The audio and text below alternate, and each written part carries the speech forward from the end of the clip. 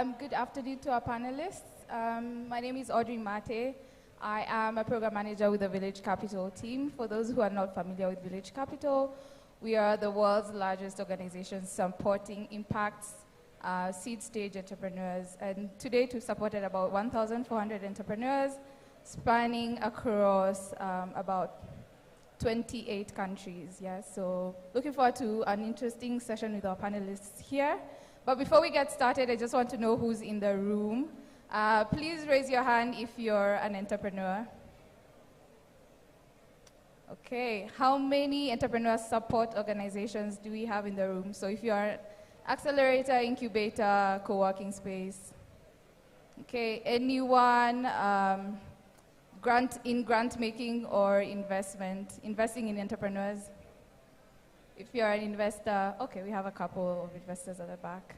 Policymakers, anyone in government? Ooh, awesome. Anyone just happy to be here? Awesome. Thank you everyone. We have a very able panel here, and I'll just give them a chance to introduce themselves, just starting from here, and then now we can get to a round of questions. Go ahead.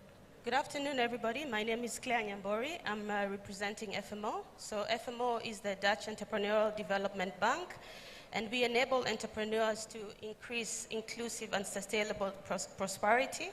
We do so by having our investments right now in over 58 countries across the continent, so supporting creation of jobs and promoting income-generating activities.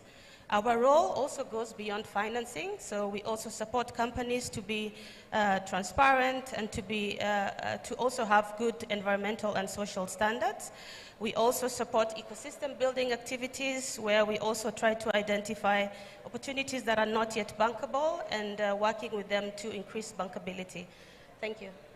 Thank you, Claire.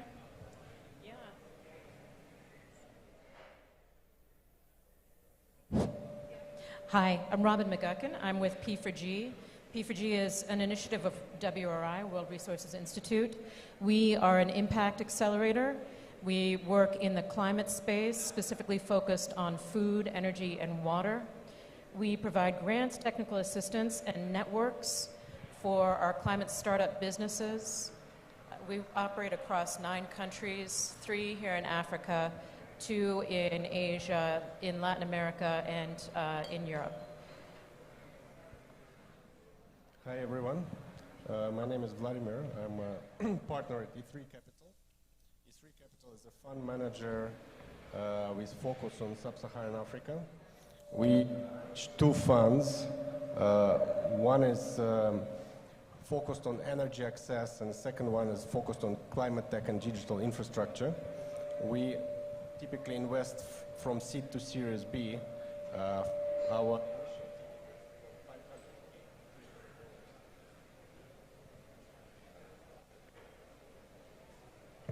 I'm sorry, your microphone is terrible. I will switch it for you. Here we go. Yep. Okay. So we invest from 500K to 3 million. That's our initial ticket. From seed to Series B, and we invest in any country of We can invest in any country of sub-Saharan Africa. Good to be here with you. Hi, everybody. My name is Mariana Castro. I'm an investment associate at Edge Growth. Edge Growth is a South African fund manager. We manage 8 funds across which we deploy a variety of products, from working capital facilities to equity products to minority-owned businesses in South Africa. And currently, we're also raising a venture debt fund to invest in growth stage scale-ups across the African continent. So good to be here. Awesome. Thank you, everyone. I can see we're spanning across a couple of countries in Africa.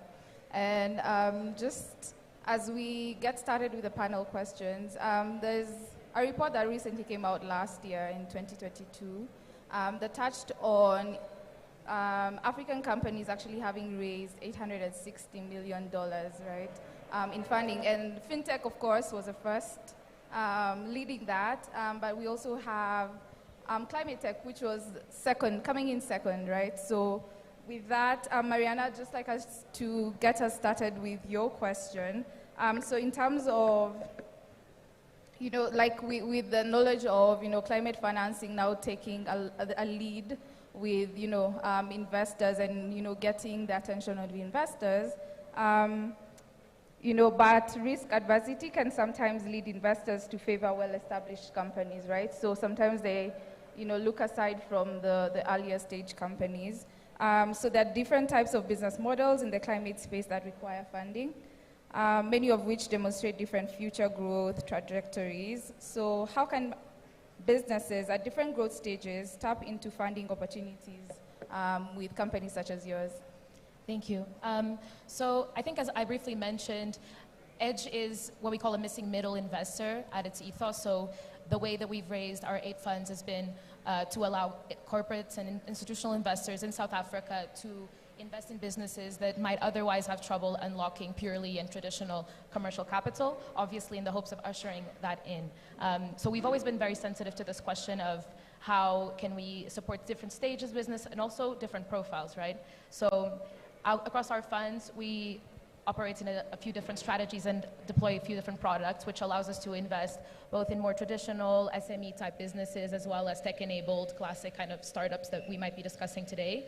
And what that means is that we have a wide toolkit of instruments that we can deploy, and I think that that's become very helpful in supporting our companies along their growth trajectory and as they change and evolve. So for example, we can help a company early on with a working capital facility if they need some inventory financing, and then later on if they are experiencing growth that we appreciate and see as interesting, we can make an equity investment, for example.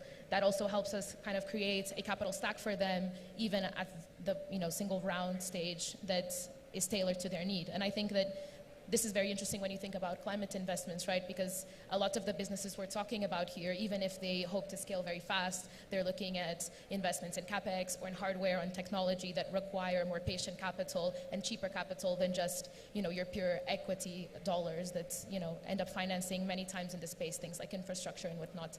And so that's why we're very interested in debt and providing flexible debt products to businesses in and outside of South Africa. So the last fund we've just raised, for example, is a venture debt fund that focuses on providing kind of patient but risk-seeking debt capital to growth stage companies, because we felt in South Africa that there's a lot of equity investments that are available, but that might require some non-dilutive support so that founders can grow without giving away as much of their cap table early on.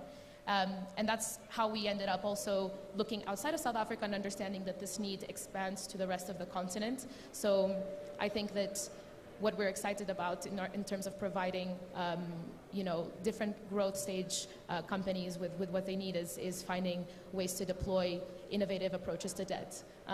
So I guess that's my answer, just having prioritizing having investors and seeing investors raise different funds that add new products that can allow a company to diversify their capital, to decrease cost of capital, and also make sure that they get the right product for their growth. Awesome. Thank you for that. So just changing the instrument, yeah, basically. So from equity and also focusing on debt, right? Is that the same? Go ahead. Is that the same for all of us on stage, or do you take a different approach, or is it the same? Anyone can go. Yeah. So from P4G's standpoint, we operate in a slightly different way. We're much earlier stage. So for P4G, we are investing in seed to post-seed businesses that are looking to get to pre-Series A or Series A. And we provide grants for that purpose. They're non-returnable grants, acknowledging that this journey is often a very long and hard one for entrepreneurs in the countries in which we operate. All right, so just looking at different angles, right? So it's interesting to see investors actually, very flexible in how they approach all this. So I'll just take it up with you, Vladimir, on the next question where, your approach has been to provide smart capital. Could you talk about funding companies that want more than just cash? What does that look like, and how has that enabled you to build a portfolio in the climate tech space? Yeah, thank you. I think, so we are typically trying to invest in companies where we believe we can add value. And we typically, we like to take board seats and play an active role. And then in terms of how we can help, I would say if you kind of take two extremes, there are two extremes in this ecosystem. Some startups are very good at doing business and let's say have a good product, and others are very good in fundraising. Then ideally you're somewhere in between, and then you have an ideal team, but it doesn't happen, so you're somewhere there. And so what we are trying to do is to see the potential, understand if you're in the right market, and then we are trying to help you plug those gaps. So we take one extreme, those companies with really good product, unit economics, but those who struggle to fundraise, there we we help them build the right processes, implement ESMS systems, bring right advisors, and connect them with the right people to do the fundraise. And also we do syndicate a lot of, let's say, debt capital from our own LPs. And then if we take, let's say, people who are very good in fundraising, but don't necessarily have enough connections in Africa or in certain countries, that's where we are bringing our expertise in terms of markets, because we, as a fund, we've invested pretty much in every country in Africa, almost, I think.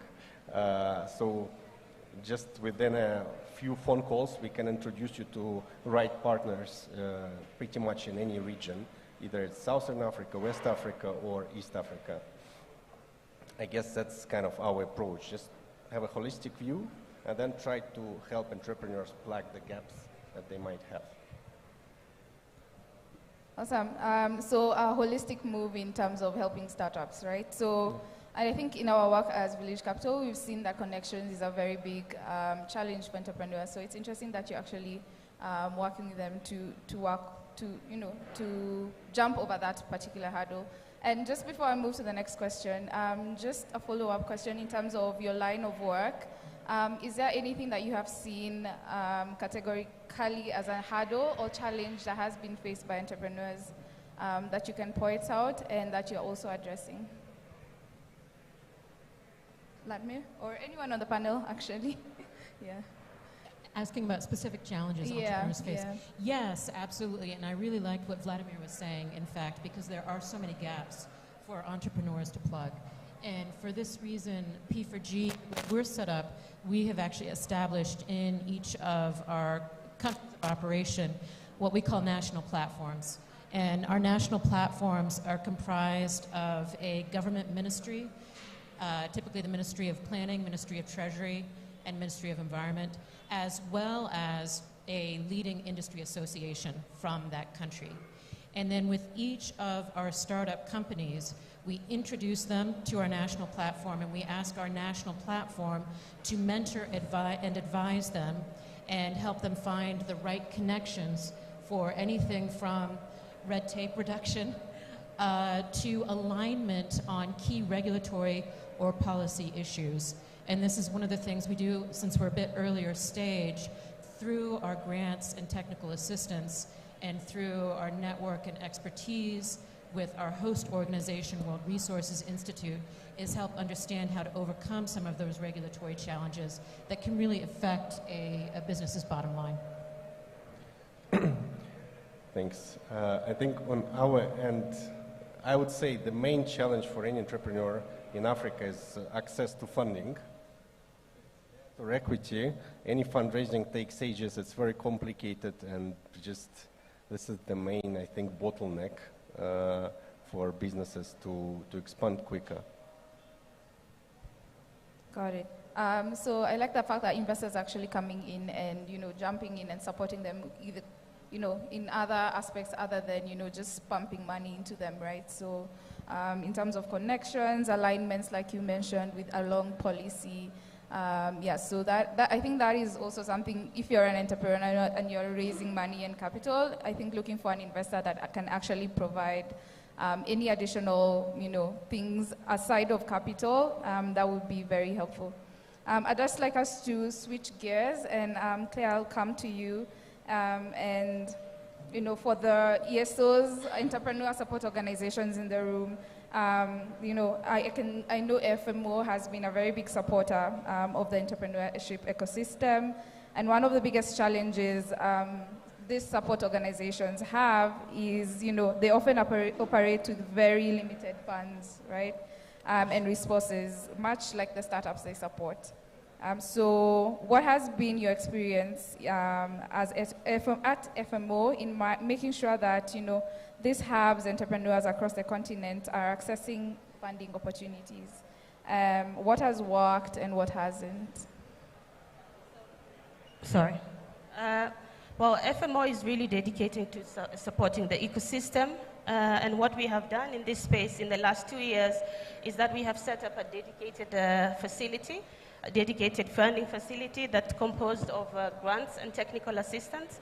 So here we provide this access to funding to the ESOs to be able to support the ecosystem.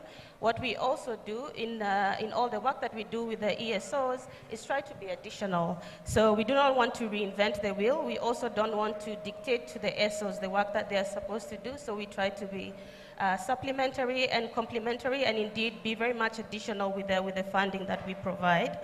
I think also the fact that FMO has quite a rich network in our toolbox, that's also something that we bring to the table. So we do that by introducing other funders or introducing other partners to collaborate with us on the different activities. So in terms of the challenges that we have faced so far, one thing has been that in the beginning when we were starting up, we were spread too thin, and we quickly realized that we cannot do everything and that we needed to focus. So focus on sectors, focus on specific countries, and really double down on those before you scale.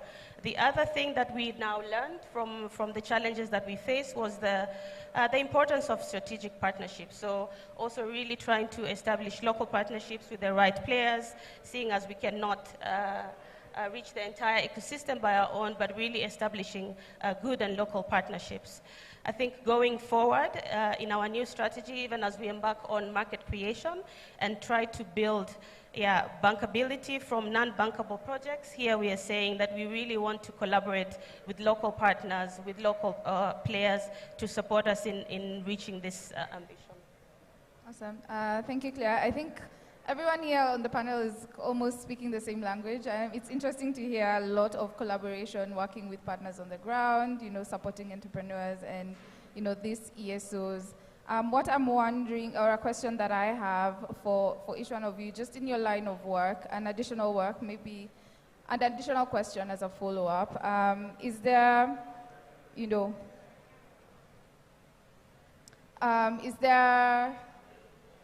do you have challenges when it comes to pipeline, for example? Is that an issue that you're finding? Because in our line of work as Village Capital, working with startups over the years, we've come to hear that startups actually complain that there's no one to invest in them. But again, when you're working with investors, because we have a large pool of investors also complain there's no pipeline. So is there a way you can, or you're working to bridge that particular gap, or is there a way that you've actually worked in the field to solve this particular challenge? India, this can go to anyone on the panel. I mean, I think everybody has their own pipeline challenges depending on their theses, right?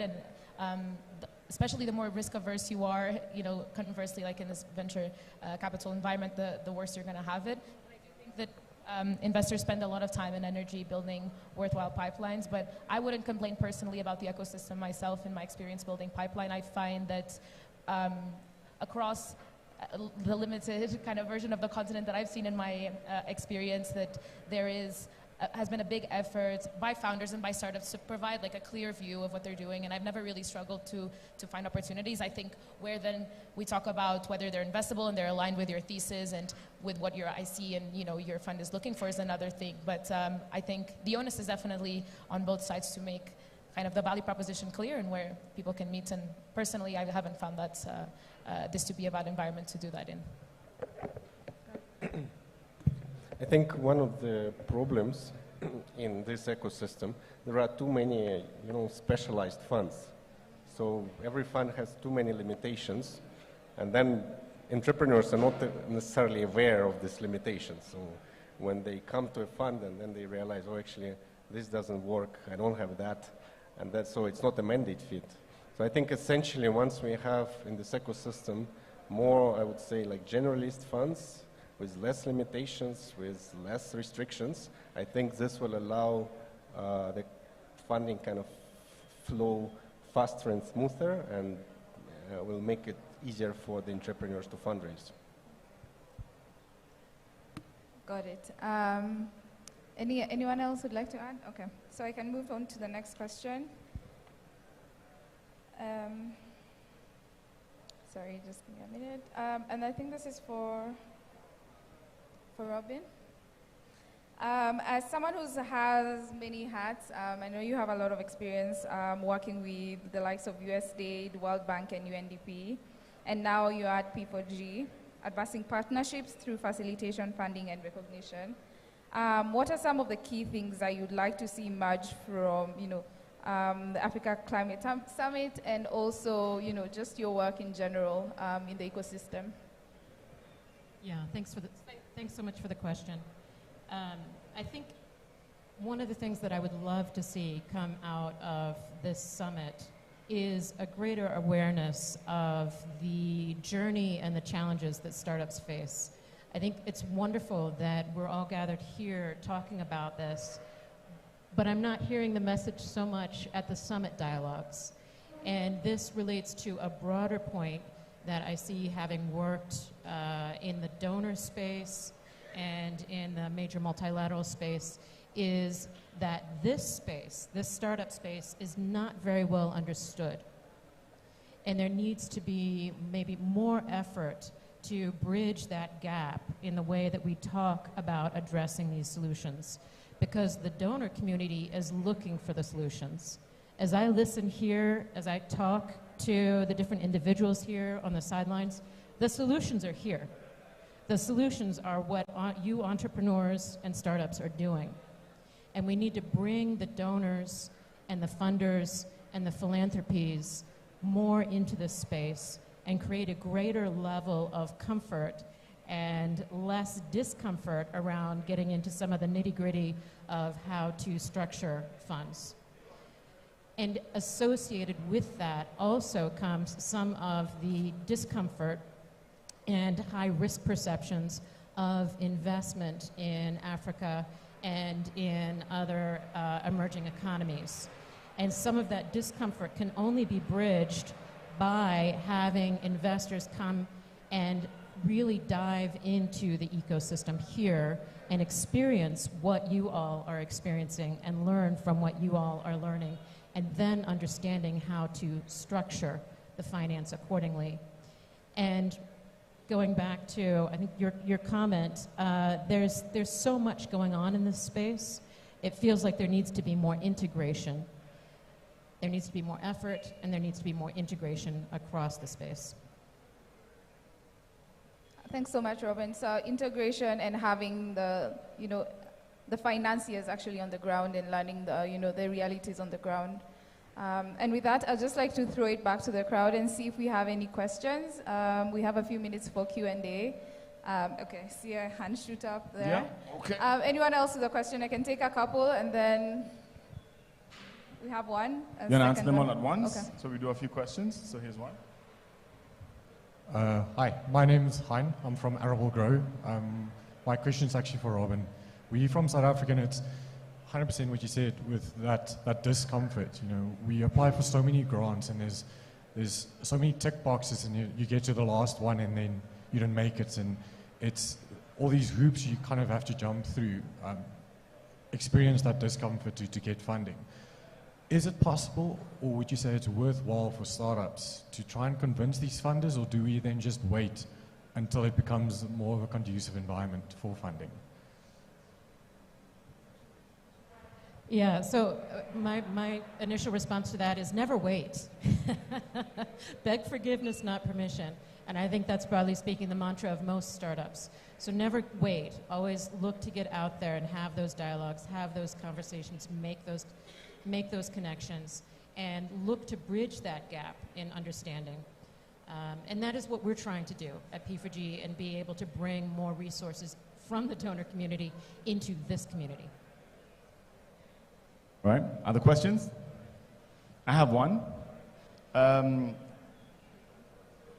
Funds tend to, quote unquote, it's terrible to say this, but funds tend to move with the fad, right? 2 years ago, everybody was doing fintech in some way. 3, 5 years ago, everyone was doing edtech and agtech. Now it's climate change for the next maybe 2, 3 years. And then someone's going to come up, oh, and then there was AI like 3 minutes ago. It's just an ever-changing thing. Good businesses take, even just a startup takes 6 months to 2 years to put together. By the time you put something together, funders have moved. How does someone compensate for that? How does someone prepare for that? What do you do to mitigate that as a startup?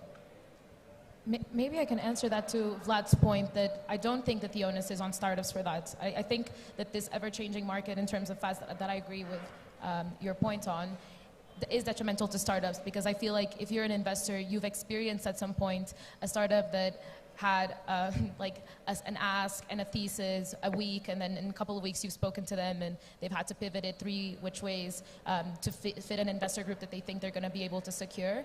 And I agree 100% with Vlad that I think that more and more it is on LPs actually, ultimately, to start seeing the value in a generalist fund and understanding impact through a different lens perhaps than, looking for these very specific mandated funds. So to your point, if you want to raise a fund nowadays, your best bet is probably to figure out where the DFIs are finding gaps in where they can invest. And if you identify a gap in agtech, as you said, that's probably your best bet, is to use somebody on your team that has 10 years experience doing some sort of agriculture project to just raise an ag fund. Whereas if maybe a little bit more leeway was given to funds, like we've seen a lot on the growth side, maybe on the more mature side, to just raise a fund that says we want to look at good businesses with good impact, with good ESMS practices, with employment prospects for growing their team.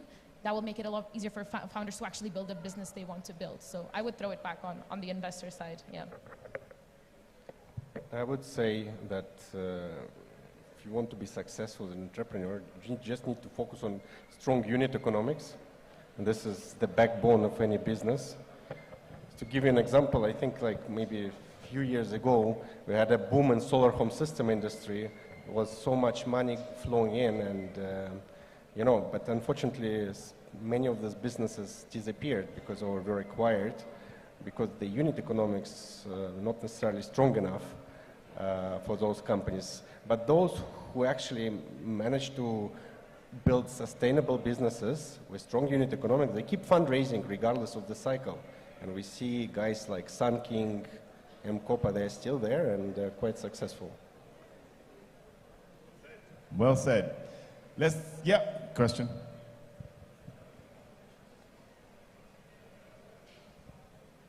You were waiting to the last minute when I'm about to say, here you go. Hello, my name is Eric. I'm the founder and CEO at Circularity Space. So we are a clean tech startup having existed since 2019. What has kept us afloat is the founders' capital, and we've been relying on grant funding so that we can do product development and growth. Now, my question is actually what you asked before. Like, I have a feeling like for us, we have to wait for accelerators to do a call so that we can apply and maybe be taken through some bit of training so that we hopefully get some bit of funding, which is a bit limiting because I have to apply to go somewhere, wait for 3 months for training, and then hopefully get funded. What happens in the case where I have a solid product, my unit economics does make sense, but then I need capital today. What we've been doing, or what has kept us working so far, is we have sales, customer sales, but being a B2B business, we have, there's a long cycle before you can close a client. So when we need funding urgently, we always go to debt financing, but we still need we need that proper packaging of finance so that we can, take our company to break-even point. So how do you, what are your thoughts on this in general?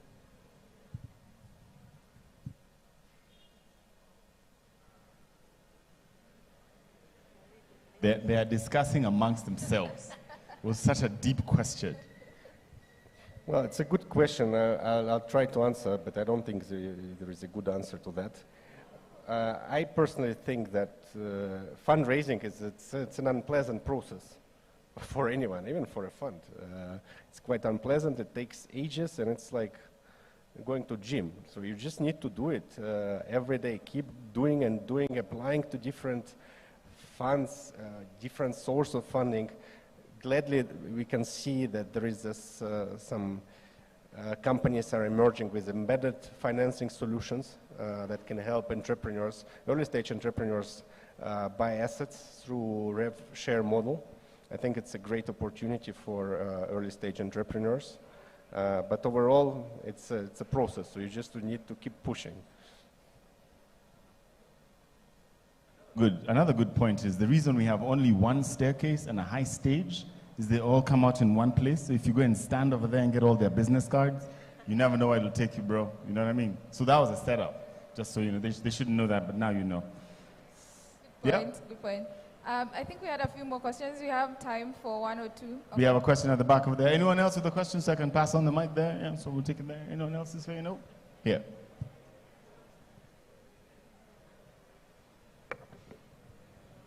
Hi, I'm Zandilen Julie from Enrich in Africa Center. We are a network of ESOs, and we operate in the AU and EU member states. My question is for Robin. You form partnerships with a ministerial entity and also an investment partner. My question is, within the regions in the AU that you operate in, how has the response been? Have you found that policies have changed or barriers have been removed because you are working with government? Thanks for the question. There's a little bit of an echo, so I'm not quite sure I picked up your full question, but I think you were asking about the partnership and working, have we seen things change over the years? No, your model is, in your country partnerships, you have a minister that you work with, and you also have a finance partner that you work with. How has it been since you've worked with government? Have you found that barriers have been reduced or doors have been opened? And how has the response been from the governments within the regions that you are operating in right now in terms of assisting the startups? Thanks, that was helpful. Yeah, so it's really varied from one company to the next, how well it's worked based on what the challenges are that they face. And it is also varied from one country to the next based on how engaged and what sort of the philosophy is around engagement with early stage startups.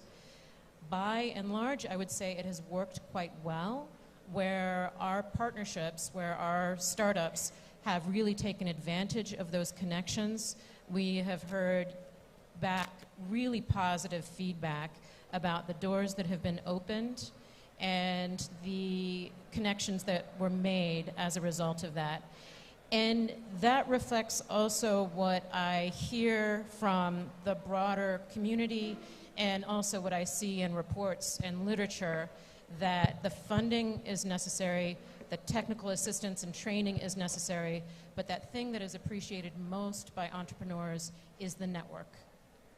And so that's really where we're looking to bridge, and it's not just the network with governments, but it's the network also with industry, so that our early stage entrepreneurs can be finding the suppliers and the off-takers, ultimately depending on their value chain, for their needs, especially as their solution evolves over each iteration of their product as they move from that early stage product to then what they learn they need in order to be successful in their scale up.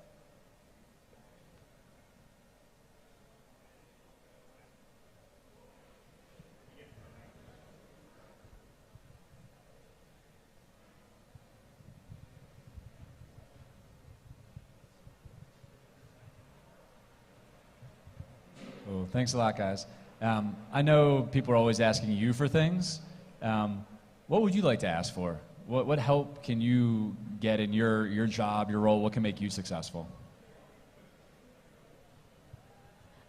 I think as a more junior investment professional, one thing that I found very useful, but that is formed more informally, I guess, in like the African investment ecosystem, has been a lot of discussion and a lot of information sharing on pipeline and on success and on best practices, even on the technical side. So I found most of the learning that I've done on my job has been actually kind of peer-to-peer.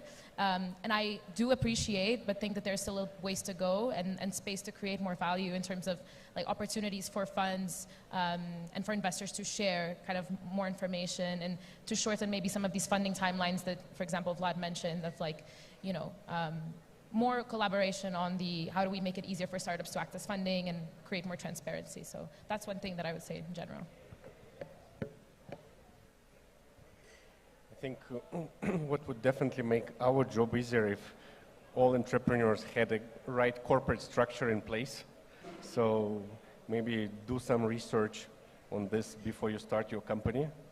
So this will make the fundraising much faster, will allow you to create ESOP, etc. And yeah, I think that's one of the things that would be really appreciated by any investor. I would just echo that. And in one of my earlier response to your question, I said beg forgiveness, not permission. I was kind of kicking myself after that because we field between 150 to 400 applications a year. And I think a lot of those applicants are just, you know, they're just applying and applying and applying. And many of them are simply not eligible. And so just to echo that, read the requirements. I think this is a room full of very smart people who are reading the requirements, but that is something that is extremely helpful to us and cuts down on our transaction time and cost. Yeah, I think what would help is indeed convening such as this, where investors are also present, entrepreneurs are also present, and we can really, you can really surface the challenges that you're facing. So taking that outside-in perspective, listening to you and going back to organizations and basically trying to address those challenges that you have. So indeed, these convenings and many more of this so that we can collaborate as we continue. Awesome, thank you. You kind of preempted my question, but to close, I'd just like us to have a parting shot and maybe in form of a question. You might have answered this in one way or another, but just in summary, if you had, so it's two-faceted. If you had a magic wand and you could change something about the ecosystem, what would it be? And then the other one is just a piece of advice that you can give to entrepreneurs, because I know they face a lot of hurdles when it comes to fundraising, right? So what kind of advice can you give to them just in, you know, as we close? Feel free to jump in, whoever. Oh. No. I'll jump in. You know, it was something actually that I heard earlier, and something that we experience in P4G is that I think investors and accelerators need to be talking more with each other and working more collaboratively together on solutions. The events I've gone to are more people talking at each other and making presentations rather than talking with each other about how to use the resources that they bring to the ecosystem with the resources that others bring to the ecosystem to make more startups viable to help get through those challenges. Awesome, thank you. I think I can complement that and just add from the DFI space, indeed, we're already collaborating, but there's a significant financing gap. So I think more collaboration is needed on a higher scale. So indeed, we need to speak to each other, and not just DFIs, but also amongst investors. And I think my advice to the entrepreneurs is hold your investors accountable. So in these forums also, speak your mind and call us out so that we can be held accountable. Thank you. Yeah, I think if I were to change something, and if I had a magic stick, I think we need to change returns in this ecosystem. In fact, I was speaking with two top business schools who had their trips to Africa, to Nairobi. And, you know, I spoke on one panel, and then they just portrayed Africa as some sort of like charity, like you come here to help, instead of promoting actually opportunities here. And I think there is much more than just, charity here. There are a lot of interesting industries. Africa is leapfrogging. We have South Africa that is going to be really at the very different level in terms of decentralized energy, one of the first in the world. A lot of happening in electric mobility space in Kenya and in other markets. So I think once we change the narrative, we bring more commercial capital, more talent to complement the capital from DFIs, I think this ecosystem is going to change completely. And then in terms of advice to entrepreneurs, I would say 3 things. One is do your research first, just do the homework before you start anything or before you start talking to investors. Be prepared. Second, focus on unit economics. Leapfrog as much as you can, and then just push. This is you need to push here. Don't give up too quickly. It's not easy, but it will happen. I think I echo a lot of these thoughts, and maybe just to add to the advice that Vlad said, and that's maybe my particular view, but in terms of fundraising, what I appreciate as a pipeline builder is consistency, and I would encourage entrepreneurs to keep following up. I think it's a super generic advice, but I really appreciate a structured follow-up that reminds me of something I've already heard and that gives me a concise update on traction since we've spoken, and that has moved the needle for me a couple of times, and I think that it's a really good practice, so I guess that's something I'd add, yeah. Awesome. Thank you to our panelists, and I would also encourage entrepreneurs to never give up. I know you will face many hurdles as you fundraise, but yeah, just never give up, in addition to what the judges have shared. So Claire, Robin, Vladimir, and Mariana, thank you so much for your time. Please, let's give them a round of applause for their time. Let's give them all a round of applause. Thank you very much to all of you. Fantastic advice for all of us. Let's really give them a round of applause. They're the last folks for the day. As the evening sets up, you see the lights are coming in. Thank you all for your time.